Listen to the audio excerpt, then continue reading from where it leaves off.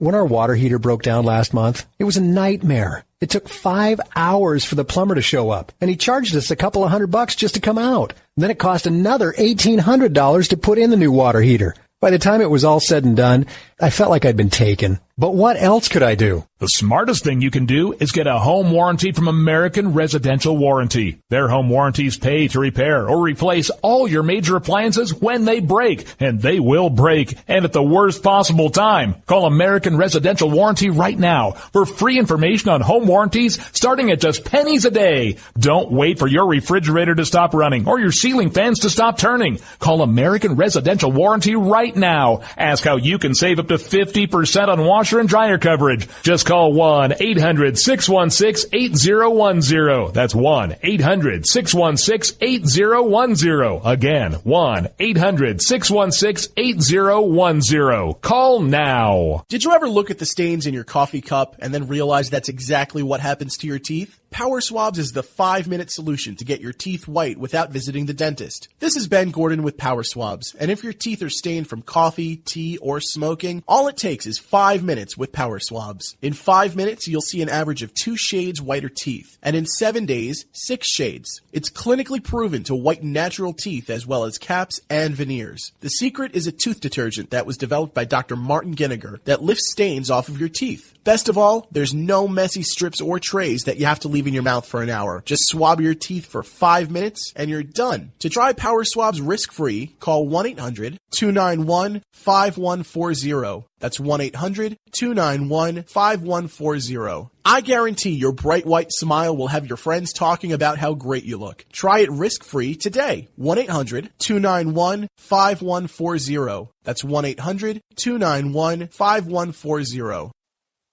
Did you know that 1 in 4 people in America lives with a mental illness? Do you have the communication skills to help out if one is in a crisis? What if it's your best friend? Maybe your son or daughter? Well, crisis intervention isn't new. The book Crisis Intervention 101 is. It's easy to read, include links to 2 videos, and it's under $10. Get your copy of Crisis Intervention 101 today on Amazon.com, because we all need help in a crisis. Start training for a new career in as little as 18 days. National EMS Institute's innovative boot camp program will train you for a new career. Learn to respond to emergency situations and become a certified EMT in just 18 days. National EMS Institute guarantees 100% job placement. Visit www.nationaleMSinstitute.com today to learn more about our 18-day boot camp. Or call us at 1-800-497-6732. NationalEMSinstitute.com. Stuck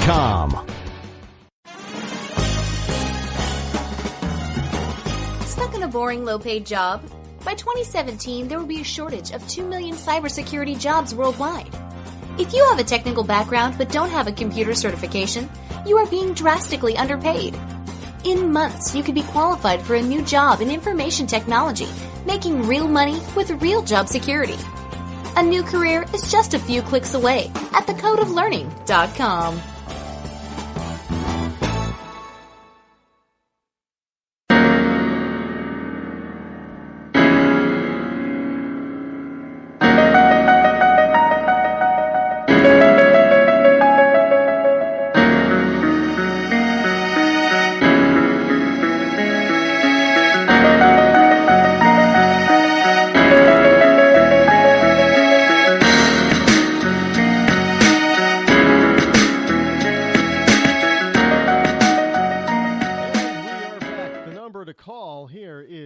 Toll-free 603-835-3224 should you wish to weigh in on what I am talking about this fantastic. You know, the weather today was absolutely marvelous. There is a problem, though, here in New England. Now, when I was in Pennsylvania and upstate New York, the leaves had turned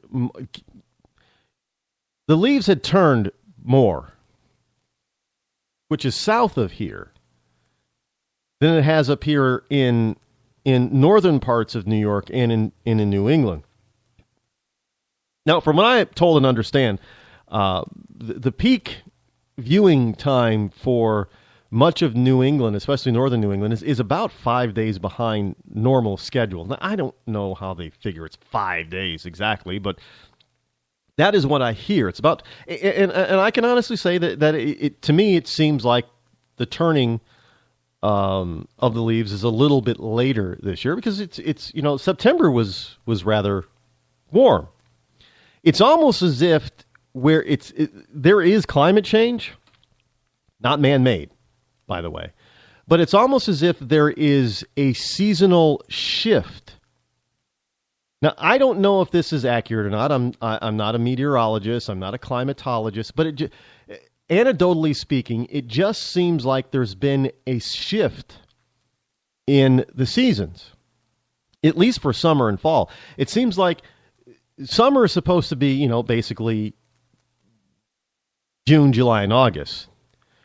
But around here in New England, it seems as if that is shifting more to be July, August, and September. Now, I don't know if that's accurate or not. It's just an observation that I have made that seems to be coming true, at least based on the past 4 or 5 seasons. It seems like summer has shifted a little bit, which is, maybe it hasn't shifted at all. Maybe it's just the way that we're recording time because, obviously time is a construct of man and the universe doesn't know of time, doesn't care of time. So nothing is a perfect 24-hour cycle. Perfect 365-day year cycle. It's not that perfect. So maybe our measurement of time has been rather because we've had shifts and changes in our calendars over the centuries, numerous times, trying to keep up with and stay accurate and current with the orbital season and rotation of the planet in our galaxy, our solar system. And I don't think we like to think that we've got it down. I don't think we actually have. I think there are some nuances that we're missing, that we're not taking into account, which is possible. Highly possible. I mean, it could be that that time differential, whatever we have, is catching up with us, and we're going to have to make some corrections at some point in the calendar system in the future. There was a. In 2016, we do have I think 2016 is a leap year. Now, for those of you in Rush Limbaugh's Realinda, a leap year, I don't know why we call it a leap year, because we're not leaping anything. We're causing the year to be longer. So if anything, it's a stagnant year.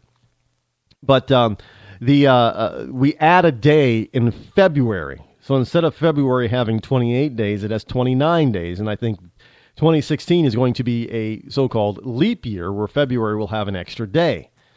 So instead of 365 days, the year will have 366. And that's supposed to make up for the fact that we drop like a quarter of a day based on our 24-hour time clock every year. So we have to make up that day. But again, that's not a perfect quarter day. It's not a perfect, because there's 24 hours in a day. So it's not a perfect 6 hours that we lose every year. It's like 5 hours and some minutes. So at some point in the future, I think it's around the year 2100, we're actually going to have to forego a leap year in order to adjust our calendar to the Earth's rotation and trip around the sun. So again, even when we try to make adjustments for our imperfect time system, we're actually creating other problems with our time system that has to be accounted for and adjusted at some point. So I'm not one of those time masters or experts, but just one of those things that I think about every once in a while. Yeah, I think about some really odd stuff on occasion. I know, but that's what makes me an interesting character, because I'm not stagnant in my thought. Yeah, I think about a lot of stuff. I have interests, well, there are two, if you are into the alternative spiritualness, there are people that believe, well, obviously, if many of us are reincarnated, we've come back, we've lived before, past life types of thing. And some of us have lived multiple times before, and so those people are termed as having an old soul. And some people either have never been reincarnated, this is their first go-around, or they've only been reincarnated once or twice. They've only lived once or twice before. Those are called new or young souls. Now, there are two schools of thought. That a young soul, because they're a young soul, they have interest in everything because they haven't lived multiple times to experience all kinds of stuff. So everything is out there and open to them. And the other school of thought is that those people who have a vast knowledge or knowledge base or have an interest in a lot of different things is because they have experienced those things in a past life. And so therefore, that is why a person like myself, I guess, depending on what school of thought, I guess I'm an ancient soul or I am a new soul. I had somebody I worked with a person, she was a granola. Was into shamanism and Native Americanism and nature, religion, that kind of stuff. And she worked in the office that I worked in. And she gave me a reading. And she looked at me and said, wow. I'm like, what? What wow? Is that a good wow or a bad wow? She goes, and she's looking me directly in my eyes and looking down at my hands and feeling my aura. She looked at me and said, you are one of the most ancient souls I have ever come across. Now, again, I don't know if that was good or bad. Oh, she's saying that I'm an old fuddy-duddy or something? I don't know. But she says, no, that's good. You have experience. If you could only tap into all of your previous lives, if you could remember all your previous lives, you would be so wise and intelligent. You would be a genius. Now, of course, I'm thinking, well, wait, I would be a genius. So what does she think? I'm an idiot right now?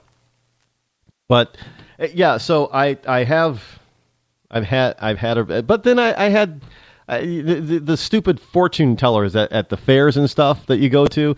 Read your fortune. And I've had this one huckster. She's, oh, well, geez, you're such a new soul. You have so much to experience. You're on a new journey. So I've been told by one person who's into all this stuff that I'm an ancient soul, one of the oldest that she's ever met. And to this carnival huckster, I'm a newbie. I've never lived before. So I don't know who to believe on that one. If I'm going to go that direction, if I'm going to get into that type of religious aspect, I wouldn't know who to believe. So I'm already confused. Well, geez, either I'm extremely old or I'm a baby. But maybe that's why it's a good thing that I am born, raised, and living here in America. I get to freely experience a lot of stuff that many people around the world just do not have the freedom or the ability to be able, because of their governance, do not have the ability to experience. And I have been real lucky to be one of the few on this planet to experience being an American. And that's something in and of itself to be proud of, by the way. I mean, look, it's called American exceptionalism, not American superiority. People need to understand that. Just because we think that America and Americans are exceptional does not mean that we think en masse that we're superior to everybody else on the planet. That is not the same thing. We're exceptional because of our way of life and what we're capable and able and have been able to do versus the rest of the world. That makes us